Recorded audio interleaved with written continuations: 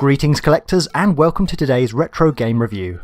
I thought it was about time that I covered a true homegrown hero of retro video gaming. This week I'm taking a look back at part 1 of the Horace series in this 3-part miniseries. Back in 1982, the home computer market was somewhat experimental. Pac-Man and Space Invaders had paved the way in the arcade for blockbuster games. Games that were instant successes. Players could identify with the format and even feel some connection to Pac-Man as a character. It was inevitable that Pac-Man would inspire others to create similar style maze games. Enter Horace, the lovable character that started out as a Pac-Man clone but became so much more by the end of the series.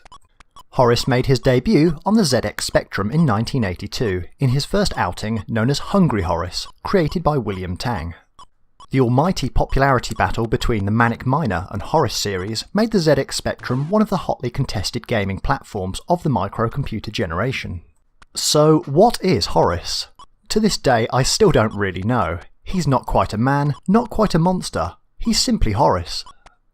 Don't be fooled though, Horace is a retro gaming megastar, spawned from the now legendary first entry in the series, Hungry Horace. As you might be able to tell from the inbox summary, the game is very much a light-hearted affair for the home gamer. Hungry Horace is a delightful cartoon figure with mischievous, moving eyes and a rolling gait. He loves to play cat and mouse with the guards in the park.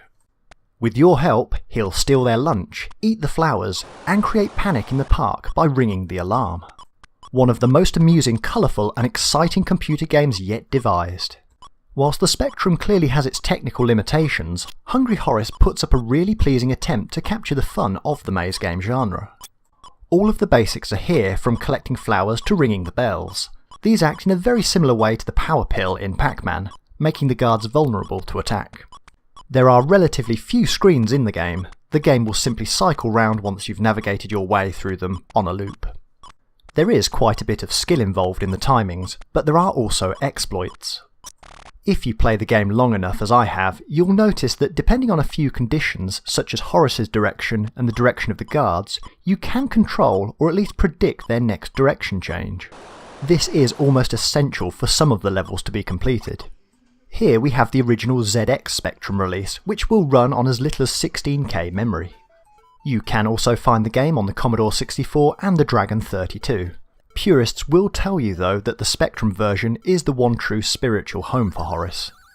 I must say that I do prefer the Commodore 64 version of Hungry Horace, as the sound and graphics are slightly improved over the Spectrum version.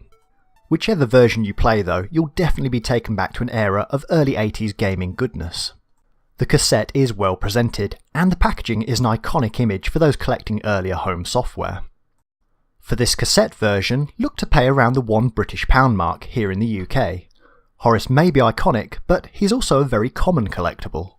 For the ROM cartridge version, expect to pay anywhere up to the £50 mark. ROM cartridges loaded much faster, but were also priced to match. As such, the cassette format was the mainstay for the duration of the Spectrum's life cycle. Regardless of your view of clone games, Horace had set the bar. Hungry Horace was distinct enough from Pac-Man for gamers to buy into the character, yet clearly associate the gameplay with the more well-known original. In terms of playability, Hungry Horace is still good to go today. As I fired up Horace, I was really pleased to see that a game with just 4 directions had enough depth to still warrant a playthrough even today. This might have been the end for Horace, a one-off self-contained piece of fun. The gaming world wasn't through with Horace yet though. Horace had had a taste of the limelight and he wanted more than the gardens. Horace wanted to go on holiday. Horace wanted to go skiing. Join me in part 2 of this Horace mini-series to see how Horace gets on when Horace goes skiing. Hello again, I hope you enjoyed today's show and thank you for the view. Remember, you can always comment, like, subscribe and find us on the social media sites below. Happy collecting!